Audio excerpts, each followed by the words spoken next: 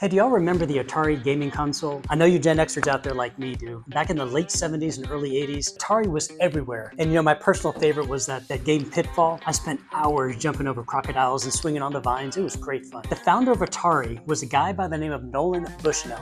One of the interesting things about his company was it was actually the culture. Atari, back in this day, was known for hiring creative, unconventional people who didn't always fit a traditional mold, which was unusual for that time. For example, one of Atari's young technicians was a brilliant person, but he was also really intense, difficult at times, and very unconventional, and definitely not polished in the way that most companies would prefer. A lot of leaders would probably have filtered him out immediately, but Nolan found something different in him that he wanted to tap into. While he wasn't a traditional culture fit kind of person, he saw a capability and a potential that he really wanted to highlight, albeit in a very quirky package. That young technician who Nolan hired was Steve Jobs. And of course, the rest is history. In today's leadership talent pool, it can be thought of as in the same kind of way. Leadership comes in all packages, and sometimes with a few rough edges. One of the mistakes that leaders sometimes make is assuming all future leaders should look, sound, communicate, and think exactly like the current leaders. And while being a positive contributor to the values and behaviors that make the organization healthy can really be successful and very crucial, differences and perhaps some quirkiness can be a really healthy thing. Now, of course, this does not mean lowering standards. Results